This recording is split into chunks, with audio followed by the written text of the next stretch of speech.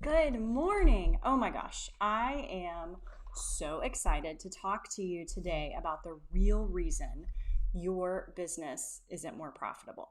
And the main reason I'm excited about this is because I've worked with so many businesses that have this question. They're like, our sales are going great, but it seems like at the end of every month, we're chasing expenses. We're like, okay, well, we made enough for this month. What about next month?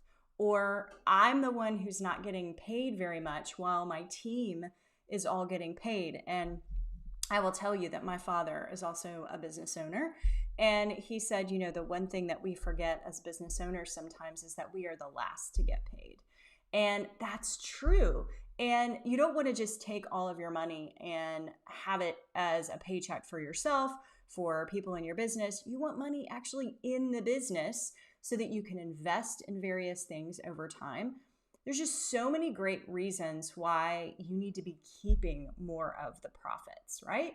I don't think I have to convince you of that though. I'm pretty sure that if you are listening to this, that you are fully aware that you need more profits. Now, in the comments, I would love it if you said more, if you could comment with more profits, if this is something that you would like to see inside of your own business. Well, I want to talk about why making more sales isn't the answer. The reason it is not the answer, and I'm all for making more sales, right? But if you don't diagnose the problem each and every month, quarter, whatever it is, whenever you launch, sale, all the things inside of your business, you will be on a hamster wheel, constantly chasing those expenses, constantly saying, we just barely made payroll again, and I don't understand why. So my goal for you today is to get off the sales hamster wheel and go and make those sales, but make them so that you have money inside of your business long term. Now, what does that look like? What does that mean? Well, that is different for every single business, depending on if you are a brick and mortar, if you are a digital business, all the things. But I think we can all say we want to get off the wheel, right? Off the wheel. Put off the wheel in comments if you want to get off the wheel. I see that somebody wants to make more profits, and I'm here for it. That is amazing. All right, so there are 3 profit robbers inside of your business. And look how gleefully, happily this dude is stealing your money. And I don't mean actual people are stealing your money, by the way. It's 3 things that you may have not thought of in this way. So what most people think is, I have employees that suck. And that's like the most basic terminology that I'm going to use here. But really you're saying to yourself, my employees are not productive enough. I wish my team was more productive. Well, we're not actually going to be necessarily talking about that factor. We're going to be talking about 3 other factors that are robbing your profits, and they're doing it silently and happily, and you are not even thinking about these issues. So the first one is employee extravagance. I love this picture. It's like Santa is inside of your business and he's taking all of your money. Like, I'm not sure. I just love this image. I don't know why it makes me so happy. But I want to talk about employee extravagance. So what I mean by this is you have some leaks inside of your business known as paying too much for employees. And this actually comes in 2 ways. The first one is the friends and family fund. This is a very dangerous one. It's something that my father taught me early on. You cannot hire people that you cannot fire. Friends and family are incredibly hard to fire. They're easy to hire, right? And the reason I call this the friends and family fund is because we like to think that we want to help our friends and family. One of our family members falls on hard times. One of our friends doesn't have a job. And we're like, you know what? I'm going to help you out. I have a business and I know that you could help me run it. And it would be so amazing if we did this together. Here's the problem. 9 times out of 10, you are going with the need. I need somebody to help me, and this person needs money. That's not a good match. What we should truly be thinking about is, what are the skill sets that we need in our business, and what people match those skill sets? Because what happens when we hire friends and family, for the reasons that I was just mentioning, that they fall on hard times, we want to help them out, is we start ping-ponging them through the business. What do I mean by this? I mean, we hire Sarah. Sarah's our cousin. I actually do have a cousin named Sarah, and she's amazing. But in this example, Sarah just lost her job, and I'm like, you know what? I'm running this business. We're doing great. Why don't you come on board? Except I really need somebody in social media. And Sarah's not real good at social media. She was a bookkeeper at her last job. We have a bookkeeper. I don't need a bookkeeper. So I put her in social media. She doesn't know what she's doing. She's chronically underperforming. And guess what happens? She disengages. Because that's what happens when we chronically underperform as employees. We get disengaged. And so I'm like, okay, that's not working. Let's move her over to customer fulfillment. She will manage our emails so that people have support emails and all this. Well, guess what? Sarah's also not real technical. So Sarah doesn't know how our systems work. She doesn't understand any of these things. And all of a sudden, you are now wondering, what do you do with Sarah? And by the way, you still need these things inside of your business, right? So you hire somebody else to do social media, and you hire someone else to help with support. And yet you still have Sarah on payroll. I'm telling you, this is not a good situation. It is draining your bank account. Your kindness is draining your bank account. And we are running businesses. We are not running nonprofits. Actually, I know some of you are running nonprofits, but this is not the type of nonprofit that we're running, right? We want to help our communities, maybe organizations, causes, not internal things like this. So this is actually draining not only your money, but your time. And it's going to drain productivity from the team because everyone knows this person is not performing, whether you talk about it or not. It becomes abundantly clear to everyone. And naturally, they are going to work less. It's just a dangerous game. Now, the next one is expensive experts. Okay, I use this picture in jest. Let's all go to a regular doctor, right? Like, let's go to a doctor that has the skills to see us, whatever it might be. Dentist, functional medicine, internal medicine, chiropractors, I don't care. Those people, we need those people, right? That's an expert that we want. But here's the thing, is we think certain aspects of our business require someone of a certain caliber. That just isn't true.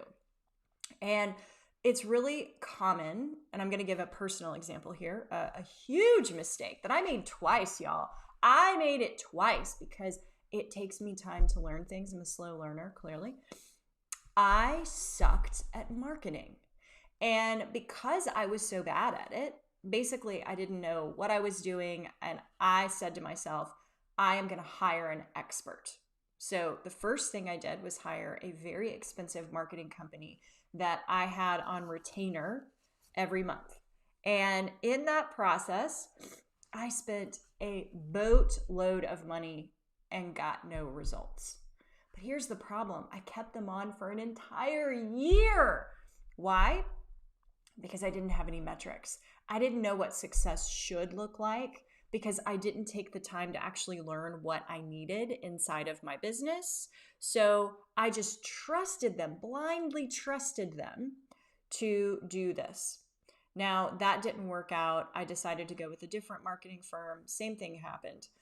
I will tell you, the end of this story is I spent a boatload of money with 2 different companies. And the real answer was me learning what I needed, what my voice was in the marketing space. And that is what changed the game inside of my business. And my allergies are getting to me today. So excuse me for this. So the other thing here is that we think we need this expert when, my friend, you are most likely the expert. If you just spend a little bit of time investing in what is it that you really need inside of your business. So this is what I want you to ask before hiring friends and family, before hiring some sort of very expensive expert. Do you know who you need and why you need them? And what are the specific metrics that you need that you will know gauge success for this person? Now, inside the Leadership Operating System, I actually walk you through all of this, employee by employee. I have templates. I have metrics. We work on metrics together. You and I work on metrics together so that we define what success looks like for contractors, for employees, all of the pieces of the puzzle so that you can have a pulse in your business and not waste money and have employee extravagance, because it can get very expensive. So the next one that I'm just calling this the stuff suck. And the reason I'm calling it the stuff suck is because it comes in two forms. One is your software. So every time you hit a roadblock, you buy new software. Well, software is no longer this thing that you buy in a box and put on your computer, right? It is a subscription, most likely. It is an online platform that you are investing in. Maybe it's a CRM. You want to make sure that you are managing your customer records. You want to make sure that you've got QuickBooks. You want to make sure, you've got all these things, right? These are all subscriptions. And I will tell you that I worked with one business. I kid you not. They were spending $60,000 a year. This is a small business. They had 7 employees. $60,000 a year in software subscriptions. As I dive deep into it, there were tons of redundancies. Well, this system does this, but this system does this, and once a year we need this system. And so we went ahead and bought this thing. And then somebody told us this was a great thing, so we bought this and da-da-da-da-da-da-da. And what they were doing is they were hoarding software, meaning we used it one time, let's make sure that we have a subscription to this. $60,000? Y'all, I would rather hire a person to do things manually than to spend that much. And it was like 1,000 paper cuts, right? Because it wasn't one platform for $60,000. It was about 30 different platforms. I'm not kidding. So think about managing all of that. But all they were doing, they were looking very shortly at what they needed. We need this, so let's go out and buy this tool. And we need this, so let's go out and buy this tool, without seeing how any of the things fit together, without understanding how any of it could work inside their business, without looking at what they already had in place from a software perspective, what could already happen in one of these other systems, because like I said, there was tons of redundancy. But what they saw was what I call shiny bauble. And the shiny bauble is, look at this new platform that does all these fancy things and it's shiny and new and like, let's buy this thing, right? It's costing them so much money on a monthly basis and an annual basis. Annually was the $60,000. But maybe it's not a software problem you have, because I have been talking to you guys and I know many of you have inventory problems. This is also common, right? You don't know what size people want, so you buy a batch of clothing and you buy it in all the sizes, right? Because you want to have yourself covered. But you actually have information inside of your business that is telling you what to buy. For real. You have a system, you have records somewhere. They might be on paper, they might be in your CRM, they might be in your QuickBooks. They are somewhere that you can actually see the most frequently bought sizes, the most frequently bought mufflers. Whatever it is inside of your business, inventory can kill you. I don't know if you guys know of Diane von Furstenberg. Great name. She invented the wrap dress. The wrap dress was huge, right? 70s, every woman on earth owned a wrap dress. That woman went bankrupt. Do you know why she went bankrupt? She has since recovered and is doing very well.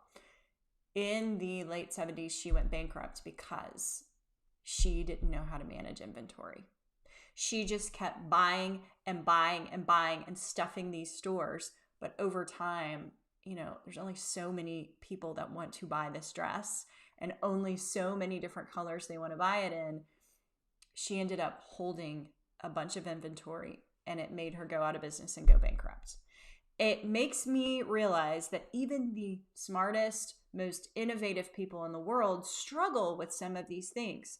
But here's the thing, she had all the data at her fingertips, and she firmly admits this in her biography. I actually read it. It's a fascinating book, autobiography. I had all the information and I didn't see it. You have all the information too. Do you need to buy all of this stuff? Because maybe you don't.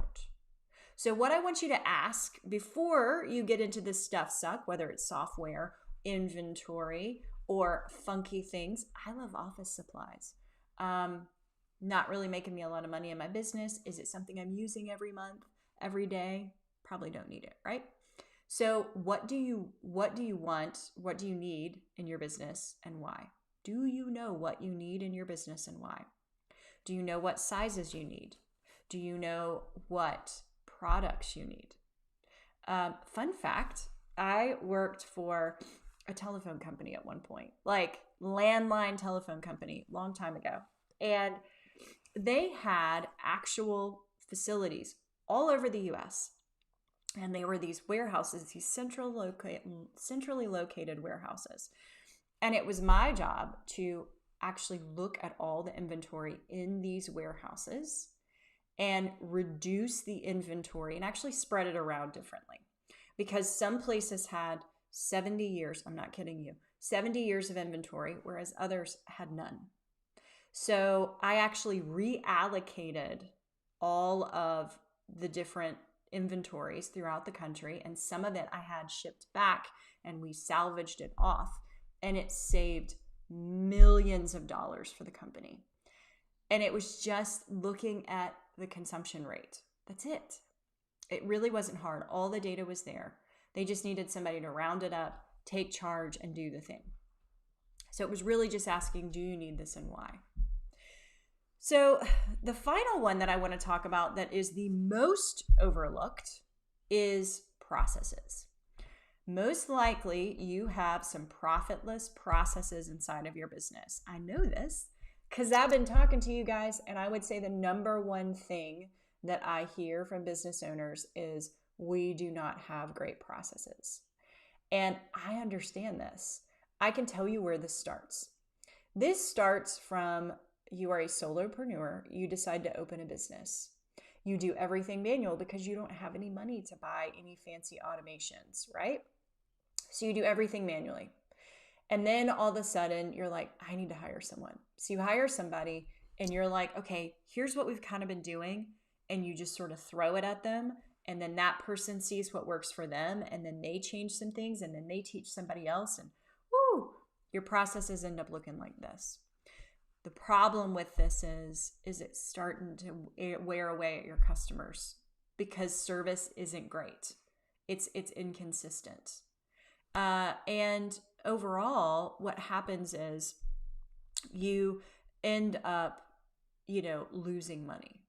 So what are the signs that you have a profitless business? Gosh, I don't know why my nose this morning is so bad. Anyway, just making it even more fun to talk about. All right. I'm going to give you some signs and symptoms of profitless processes. The first one is only one person knows the right way. You as the business owner might be this person. It might be your right-hand man, the operations manager. I've talked to several of your operations managers as well. And you're like, everyone comes to me. No one knows the right way to do it. I think I know why, because it's too complicated, right? Most likely it's too complicated. And what they do is they either go to this one person or they just completely ignore it and go around, right? I was giving this example earlier. You hire someone and they're like, ooh, I don't know exactly because this is real complicated. So I'm just going to ignore this. And I figured out a backdoor way of using these processes so that I get out of the system what I need. Problem is, maybe it's not compliant. There's many of you that work in healthcare. Healthcare compliance is important, right? And if people are not doing it the right way, then all of a sudden you are out of compliance, and that is a very dangerous place to be. Maybe the other thing is your employee thinks that they're entering everything incorrectly. They're getting what they need out of the system, And all of a sudden, it is not talking to any of your financial systems. It's not talking to your QuickBooks or any of that. And so you don't know the debits and credits. I hate that word, debits and credits. I got a D, by the way, a D in accounting. I think it was like 202 in college. That's why I hired a bookkeeper. The debits and credits scare me. I will tell you that right now. But I will tell you, if things are not working properly in your business, it could be damaging all of this and causing a ton of rework. And I want to talk about this one, creating a lot of rework because you're not doing these things. And most likely it's because things are not written down. It's in that one person's head and they have all the information. And that is a very scary place to be because everything is being done manually. You have many steps. So that's complicated. It's hard to remember. And well, that's why people are avoiding it. And that's why there's so much rework, because you're relying on hard keying of information when really things should be tied together properly. So what I want to share with you about these specific things is that any of these could be putting you in a bad spot. And I don't want them to. That is why I invented the leadership operating system. After spending 20 years in the corporate world, helping businesses save millions of dollars, streamlining processes and teams and all of the things, I am giving all of this knowledge to you inside my leadership operating system. If this is something that interests you, that you would love to get more information on, see if your business is a good fit to simplify so that you can keep more of your profits, so that you can decide who is a right fit on your team and why, to understand the metrics of each employee. All of this lives inside of this process, and you get to co-create it directly with me. Again, if this is something that interests you, I want you to put shift in the comments. I will reach out to you personally and see if you are a good fit for this program. I hope that you have a wonderful day. And I want you to take those processes, those people, and that stuff and save more money.